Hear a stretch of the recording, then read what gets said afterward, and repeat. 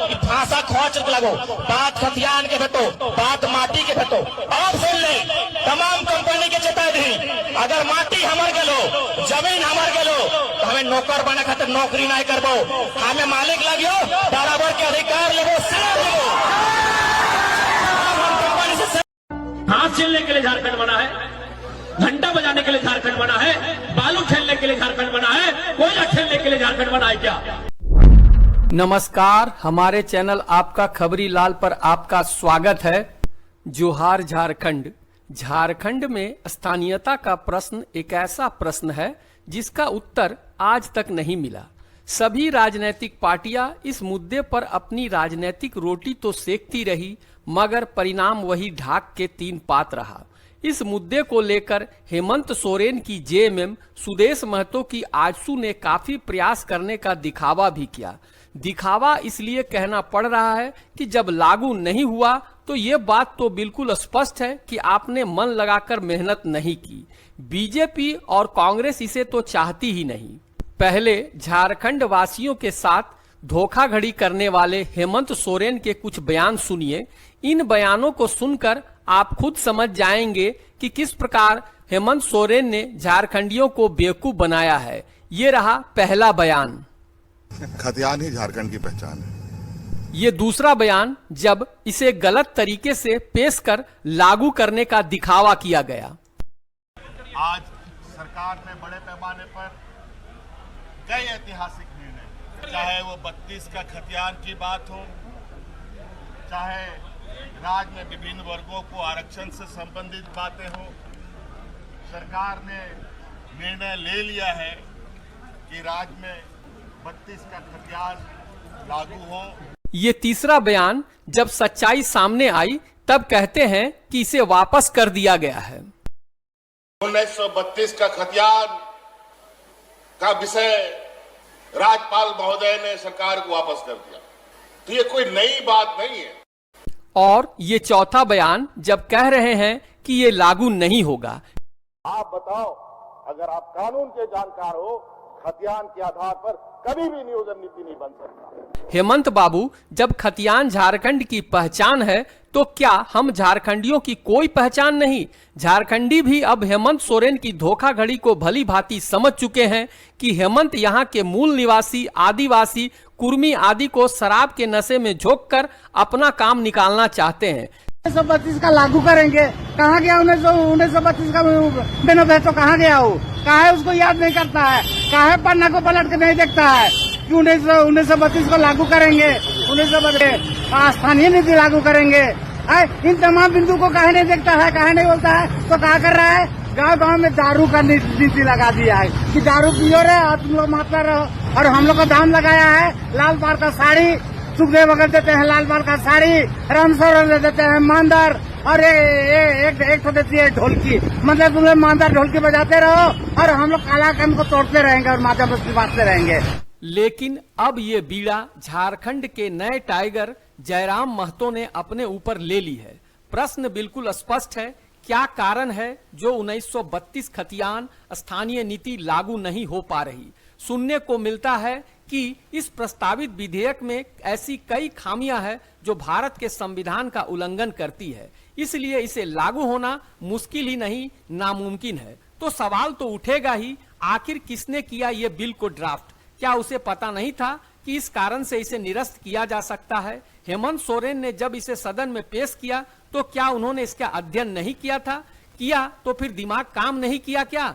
जिन कारणों से इसे राज्यपाल द्वारा, हाई कोर्ट द्वारा निरस्त कर दिया जाता है, क्यों नहीं उन कारणों को हटाकर खतियान लागू कराया जाए? जयराम महतो ने इसका हल भी बता दिया है।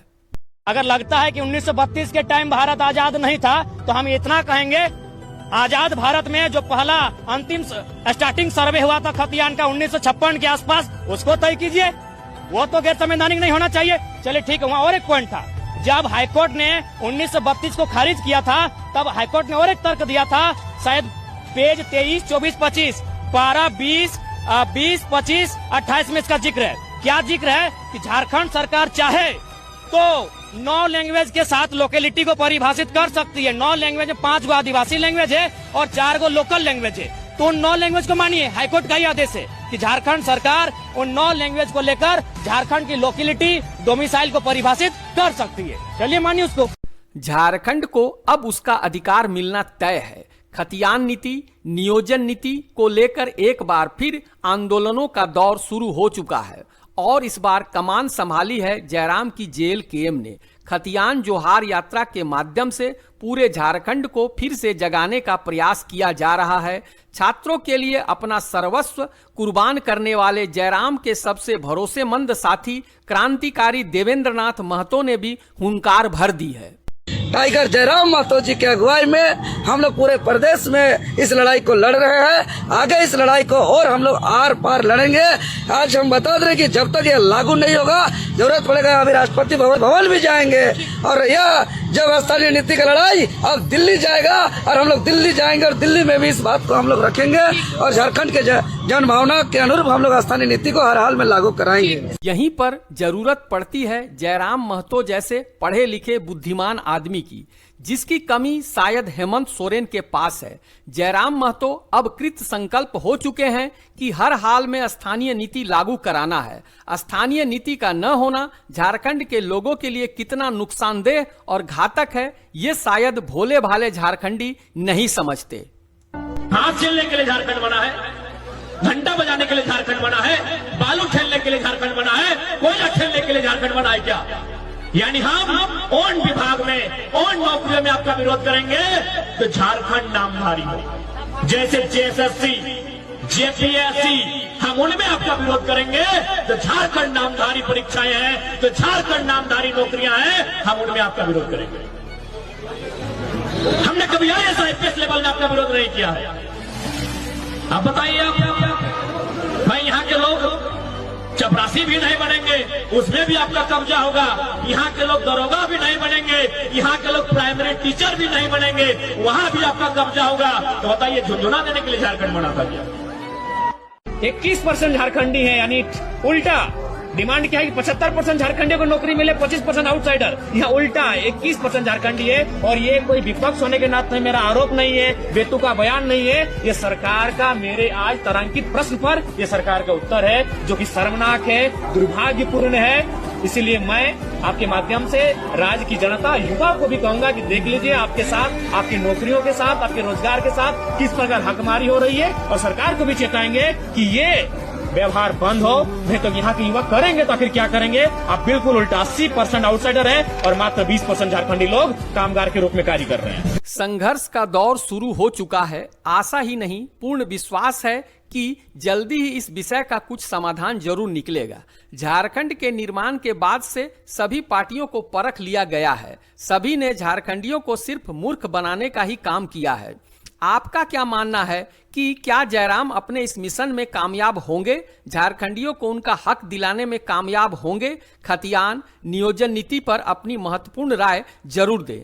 आपको क्या लगता है, आखिर ऐसा क्या किया जाए कि जल्दी से जल्दी ये लागू हो सके? कमेंट में अपनी राय जरूर दें। साथ ही हमारे चैनल आपका खबरी लाल को लाइक, सब्सक्राइब और शेयर करना न भूलें, ताकि हर खबर पर आपकी नजर बनी रहे। धन्यवाद।